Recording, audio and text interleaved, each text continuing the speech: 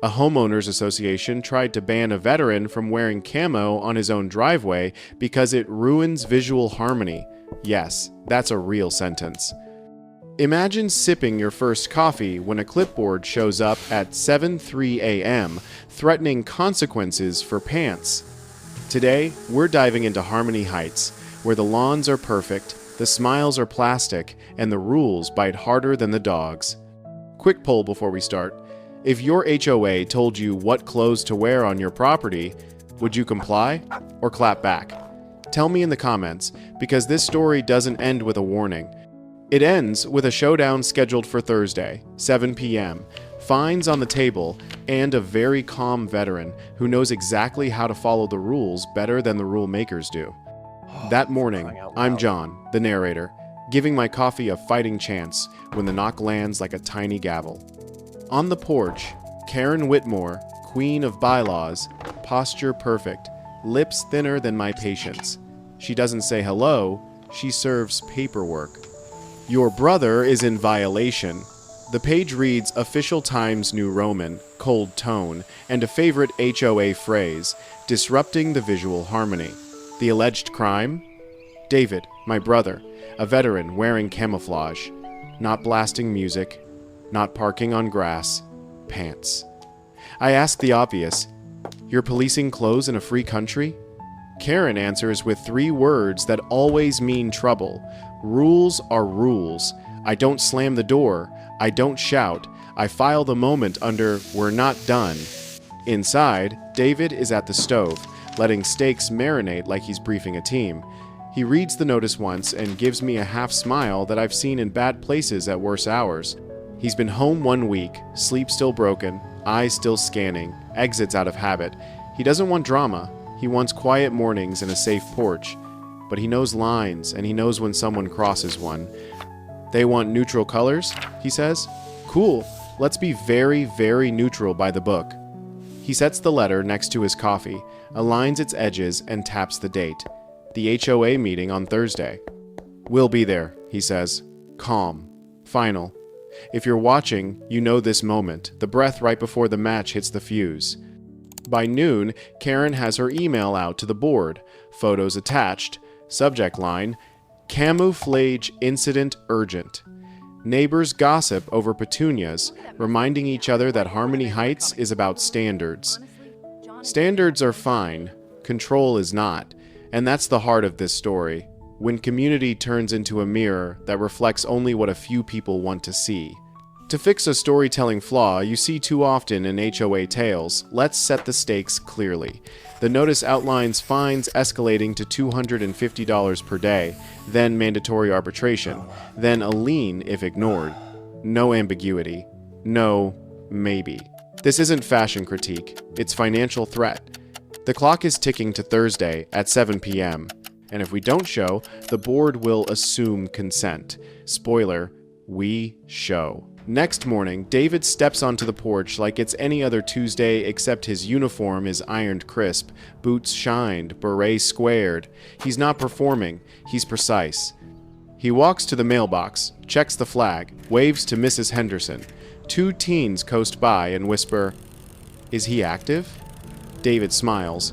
Home on leave. Karen crosses the street, phone raised, heels clicking out a metronome of outrage. This is an escalation, she declares, framing her shot. David nods. Steady. No, ma'am. This is compliance. Your letter said neutral, non-disruptive. This is regulation wear. It doesn't advertise. It identifies. She sputters about vibes and harmony. He taps the notice. We'll discuss definitions Thursday, he says. Then he salutes. Respectful, measured, camera ready. We print the covenants, highlight the dress clause, and ask a pro bono housing attorney to confirm what matters. HOAs can regulate shared spaces, but clothing on private property without a tight, narrowly defined rule gets shaky fast. We also pull emails from other residents, one about neon party lights left on all night, one about a yard with 6 gnomes, one about a golf cart parked sideways across a sidewalk. Not punished, not warned. Enforcement seems selective. And Selective enforcement is how HOAs lose in hearings. That evening becomes a montage. Neighborhood B-roll, sizzling steak, the scribble of highlighters. John, that's me, practices a 3-minute statement. David organizes a neat folder. Service record, redacted, state statutes on HOA powers, the community's own bylaws. No theatrics, just facts and a steady hand. We add a simple visual for the meeting, 2 columns on a poster, written rule versus Karen's interpretation. Under written rule, we paste the clause. Under interpretation, we list the emails, the photos of tolerated violations, and the new letter targeting Camo.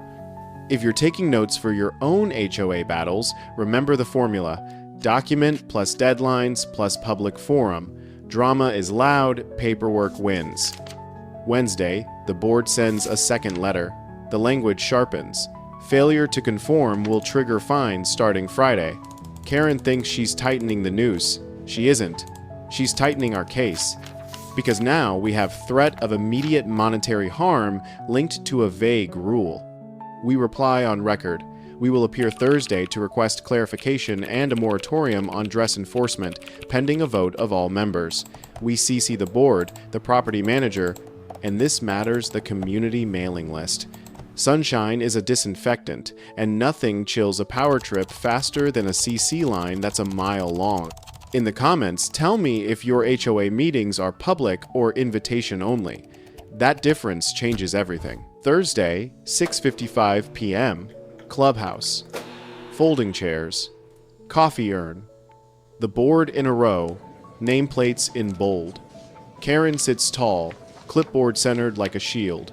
We don't match her posture, we match the process. I deliver our statement clean.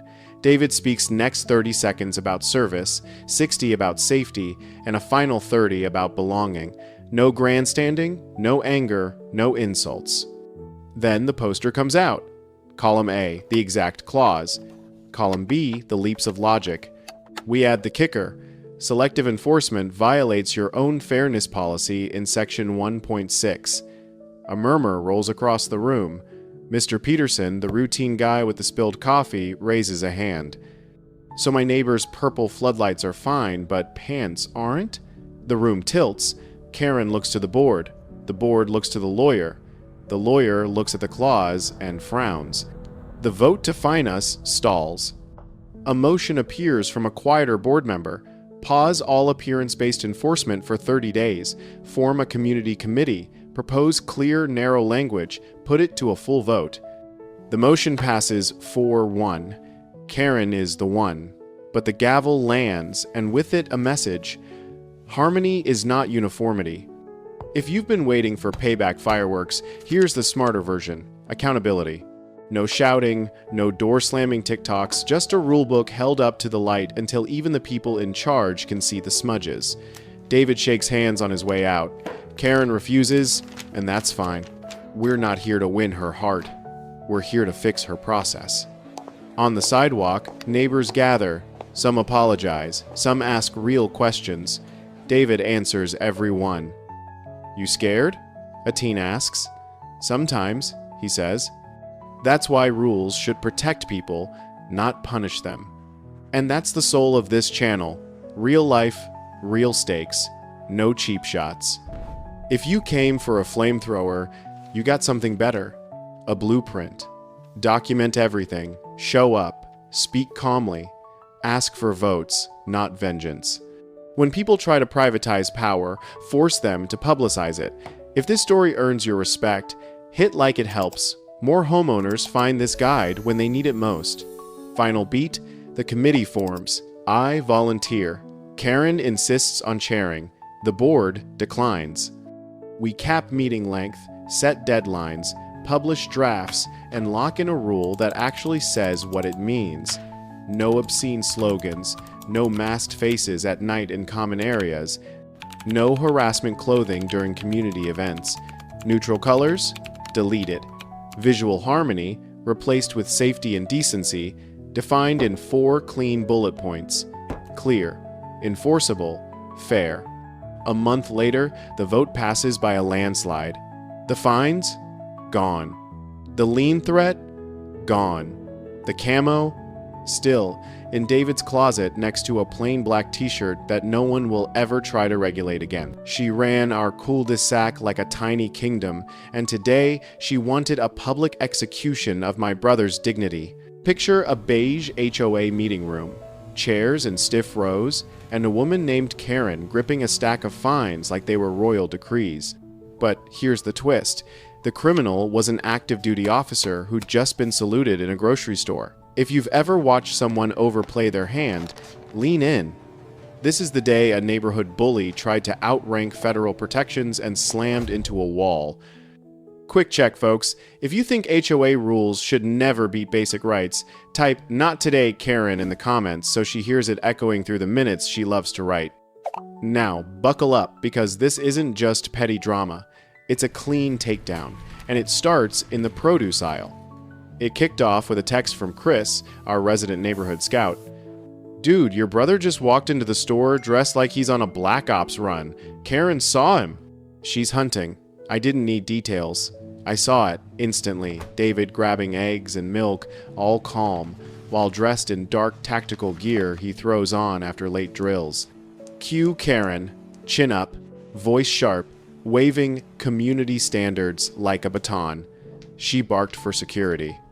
And here's the part that should have rolled over the credits. One guard clocked David's unit patch, straightened up, and called him Sir. Karen's face went sour like she bit a lime. The guard shook David's hand. She didn't fire a shot, she just called in reinforcements for the wrong side. Pro tip for the Karens at home: if your power only works until real authority walks in, you never had power, you had posture. The next morning, the letter landed. Official. Arrogant. Laced with legal-scented perfume and zero substance. Non-compliance. Further action. Fees. They always love that word, fees. They also love landscaping budgets that never seem to match the grass. I could feel the game plan. Punish, intimidate, collect. But my brother wasn't rattled. He read it once, shrugged, and said, "Good. They're doubling down." He poured coffee like he'd ordered this mess on purpose. For him, this wasn't chaos, it was clarity. And for anyone who's ever been squeezed by a rulebook wielded by someone who thinks a printed page outranks common sense, this was satisfying. Tell me below, what's the wildest rule you've ever been threatened with? No names, just flavor. We build patterns from stories, and HOAs repeat like clockwork. Before we hit that meeting room, there's a piece of truth you need to know. Karen wasn't born a tyrant, she built the armor. 2 decades back, life hit her sideways, a marriage cracked when her soldier husband came home changed. She stitched control out of chaos, and the HOA became her fortress of certainty. I'm not excusing anything. I'm describing the engine. Keep that in mind, because understanding motive doesn't cancel impact. This story isn't about breaking a person, it's about stopping harm. And when control becomes a habit, it spreads. It shows up in letters, in fines, in the quiet ways a neighborhood learns to whisper.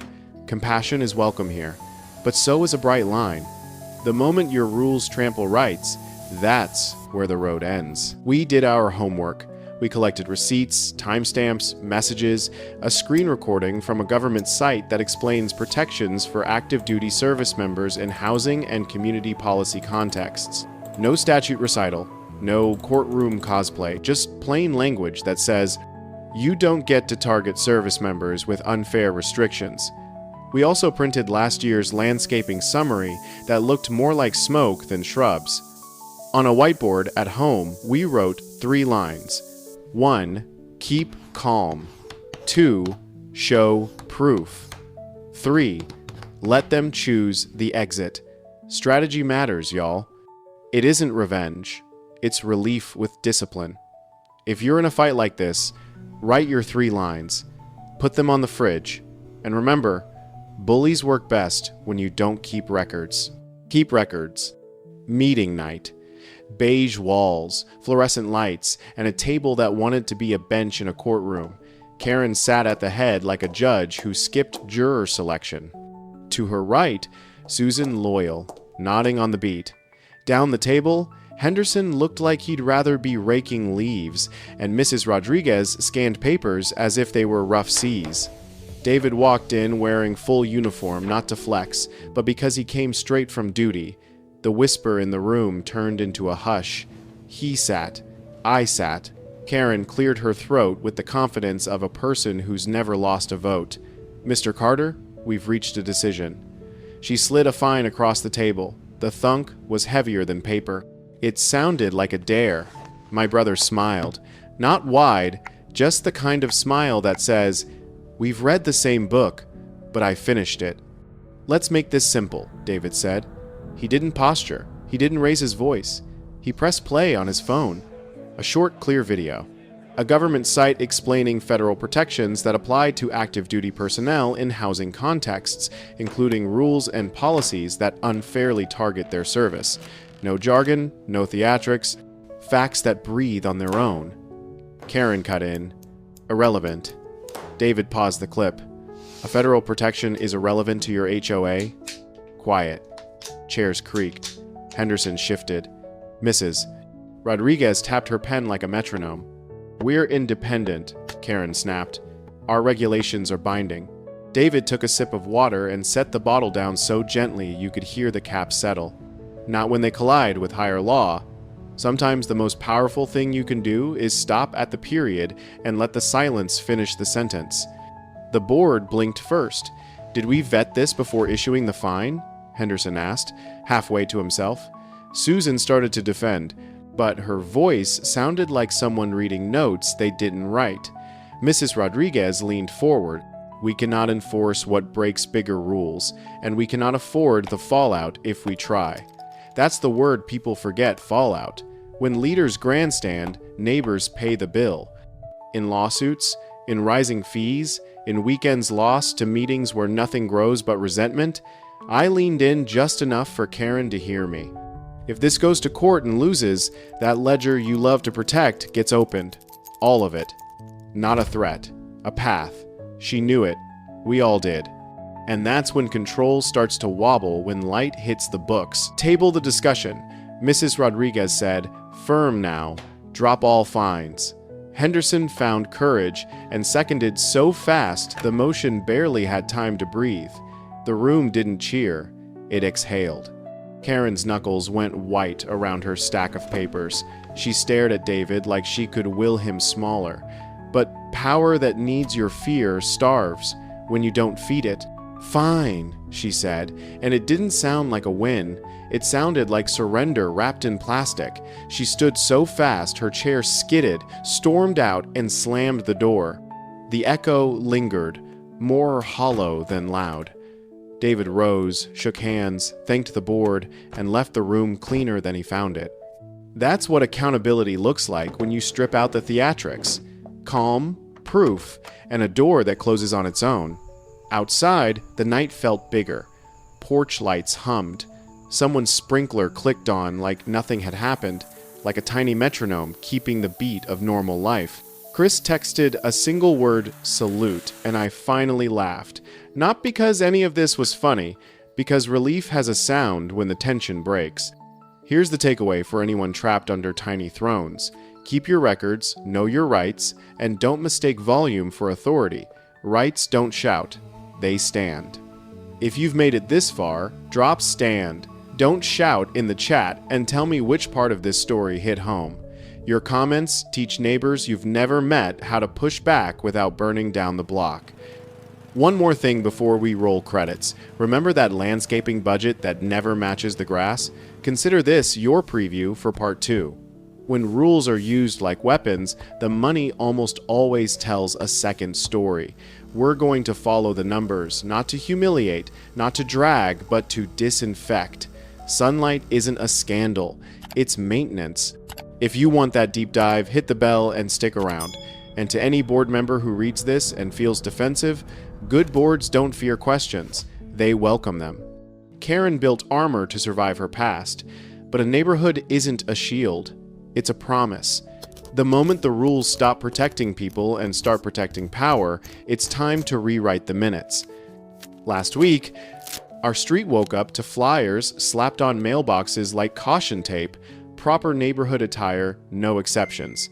Inboxes pinged with a subject line that felt like a siren, upholding community values. On any other day, we would have laughed it off and kept walking the dog. But this wasn't any other day.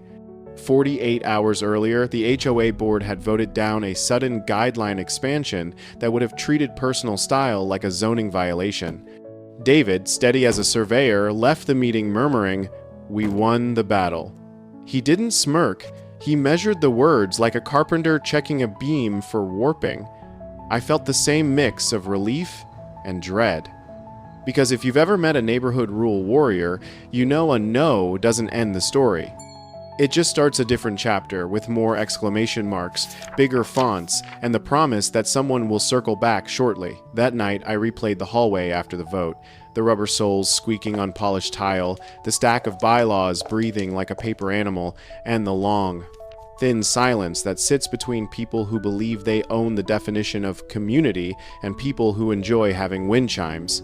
Karen Whitmore stood at the far end with her arms crossed and her jaw set like an iron gate.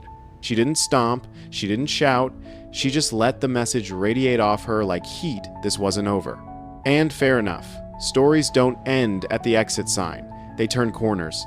David squeezed my shoulder and said, "She'll try something else." We both knew the shape of the sequel. Emails that sound official but aren't, flyers that look helpful but boss you around, and sidewalk interrogations disguised as quick questions. The only suspense was how fast the montage would start and how long the neighbors would endure it before someone said, gently but firmly, no. The montage arrived right on cue. No. First came the emails, stacked with bolded words like standards and safety, vague citations, and phrases that did push-ups in the interest of our shared values. Then the flyers, trimmed with clip art laurels to impersonate authority, insisting on a dress code for doorways, lawns, even the kind of hat you might wear while watering tomatoes. Finally, the sidewalk stops. "Hi, quick question," followed by a pop quiz about whether chalk drawings count as visual clutter when the sun sets. The strategy was simple. Make enough noise to look like consensus. Make enough paper to look like a rule. Make enough neighbors feel alone that the board confuses cacophony for community. If you've ever lived under a bouncy castle of regulations, you can hear the soundtrack printer whir, email ding, and the long sigh of a porch swing as it slows from joy to worry. But the board, to its credit, didn't blink. Not because they were brave gladiators, but because David set the table like a patient accountant of calm. He cataloged everything. Time-stamped messages, meeting minutes, exact quotes, the precise sections of bylaws that actually exist. He answered with receipts, never thunder. And one by one, the small public acts of sanity began to stack. A neighbor replied all with a polite, "Per last meeting, this isn't authorized." Another forwarded a flyer with a shrug emoji and the line, "Is this real?" Someone else waved from a porch while wearing a flamboyant flamingo robe just to prove the world kept spinning. None of it was dramatic. All of it mattered. For bullies of process, sunlight isn't just a disinfectant. It's a power outage. Their stage lights dim when everyone can see the cables and tape. 2 evenings later, the street slipped into that soft summer quiet where you can hear sprinklers whisper and dogs debate a squirrel 2 houses away. That's when the moving truck turned the corner, big and boxy and loud enough to reset the mood. It pulled up to the curb in front of Karen's house and idled like a dragon clearing its throat. Movers hopped out and started the ballet of boxes stack, strap, lift, pivot. I felt my breath catch, not out of victory, but vertigo. Change is weird, even when you want it. Karen emerged in a crisp blouse, clipboard in hand, pointing with the intensity of air traffic control. For a long beat, she didn't look at us. Then she did. The stare landed like a gavel in an empty courtroom. I raised 2 fingers and gave a small neighborly wave. David, ever the professional, offered a single nod, precise and neutral, the punctuation mark of a sentence that doesn't need more words. If this were fiction, you'd expect a speech, a final volley, or some cinematic confession yelled over a box spring. Real life is quieter and, somehow, heavier. Karen turned away first.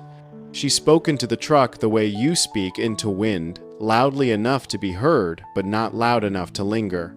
A lamp was rewrapped. A rug was rolled tighter.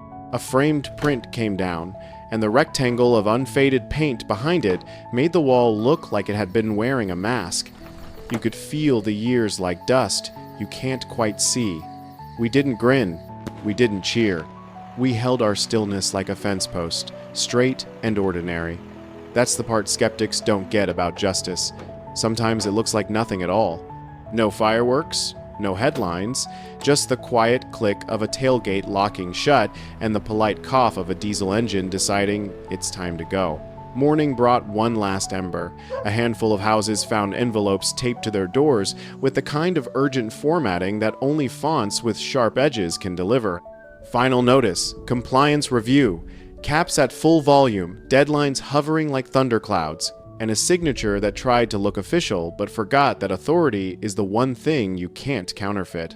By lunch, the board released a public note, calm as a library, no authorized compliance review, no scheduled inspections, and no fines pending. Full stop. The balloon deflated so fast you could hear the rasp. Nothing magical had happened. Communication had been public, documented, and boring.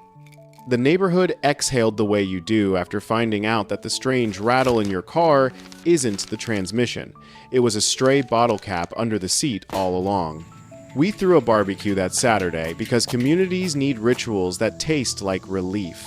David rolled the grill onto the driveway like a victory bell with wheels. People wandered over carrying salads in mystery bowls and folding chairs that bite your fingers if you don't fold them right. Stories arrived between bites. The porch fern neighbor admitted she'd received a warning about unapproved vertical foliage. The dad with chalk-drawing kids confessed he'd kept the bucket inside all week to avoid visual clutter. An older couple told us they'd been rehearsing what to say if asked about their wind spinner, only to lose their courage every time they heard the phrase "per guidelines." We didn't laugh at them. We laughed with the relief of naming things that had been sitting on our chests like heavy cats.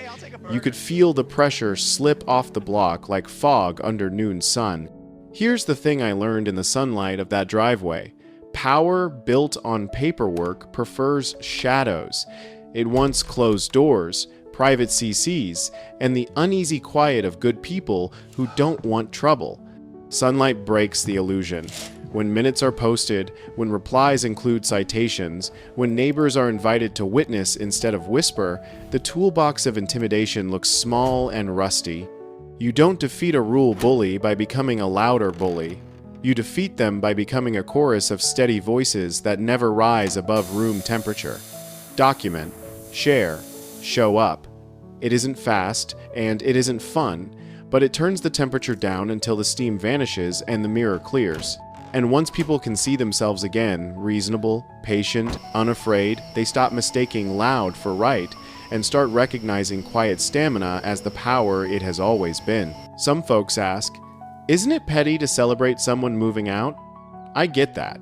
We didn't celebrate someone leaving, we celebrated fear leaving with them. The moment the truck door slammed, you could hear the block reset to its factory settings. Porch lights returned to their warm, friendly hum. Dogs resumed negotiations with the same squirrels. The kid, 2 houses over, practiced trumpet again, and somehow it sounded better. Maybe it was always fine, and anxiety had been the static in the channel. We washed the plates, stacked the chairs, and let the evening step back into itself. Sometimes justice is loud enough to trend. Sometimes it's a room full of neighbors quietly deciding they're done, making themselves small so one person can feel big. That decision isn't cruel, it's a boundary with a heartbeat.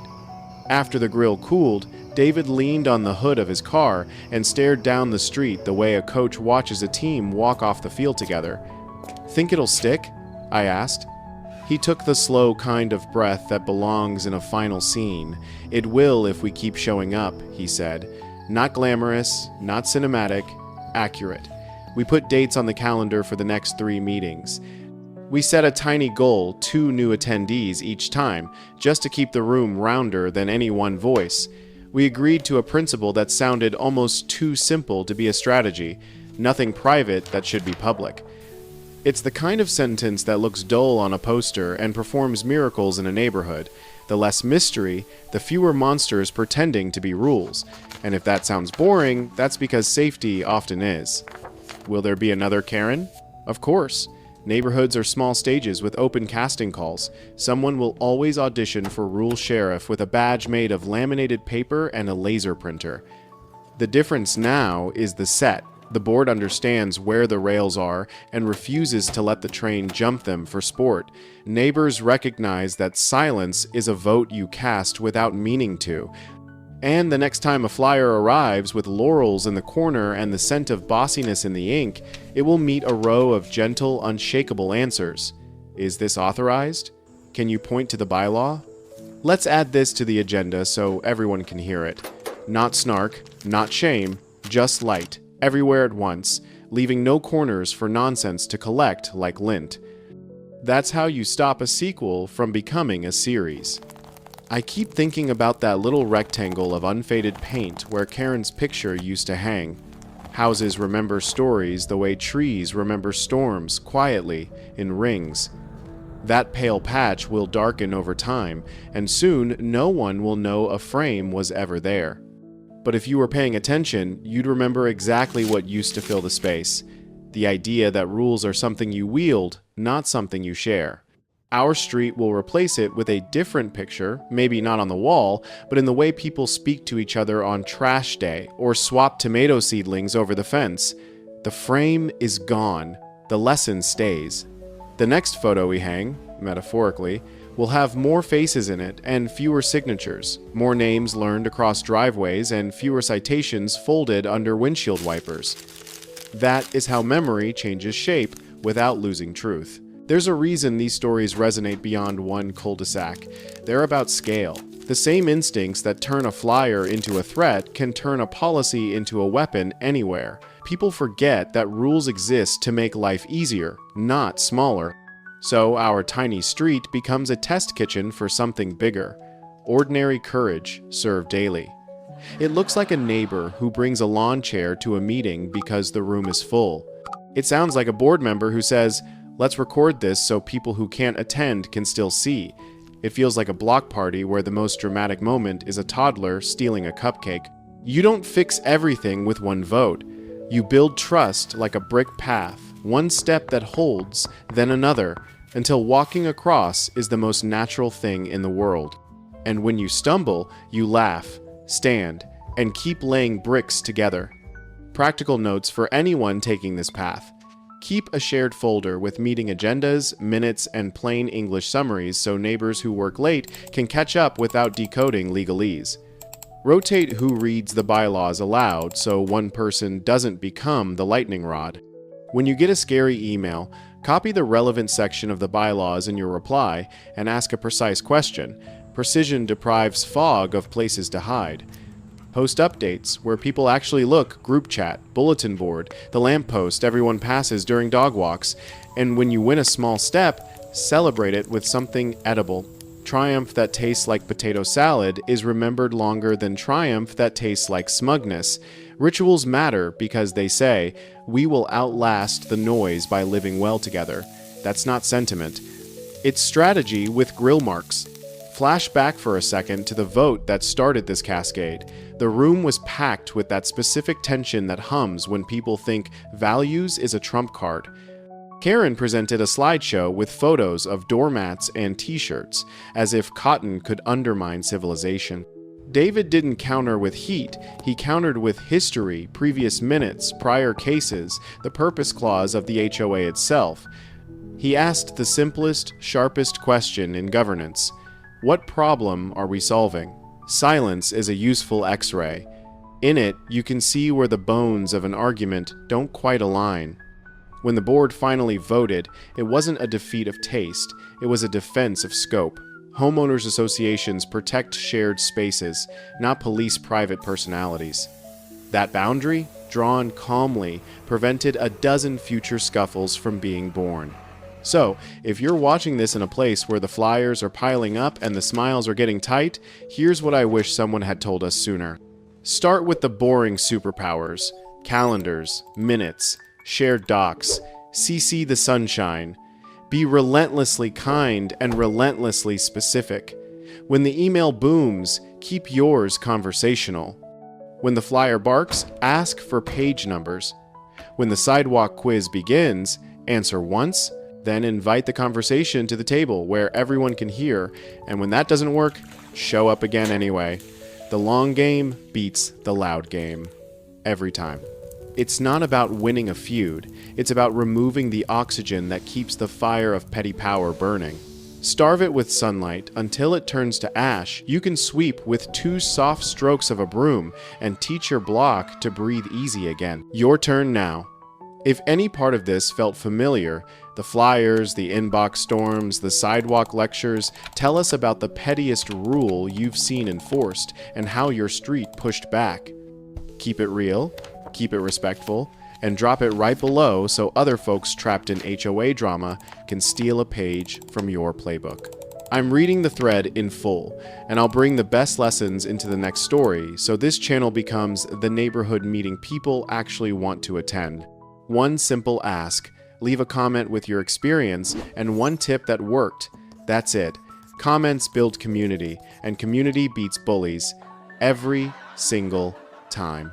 And if you've never commented before, this is the day your story becomes someone else's survival guide. So add your voice to the chain and make this corner of the internet feel like a well-lit porch.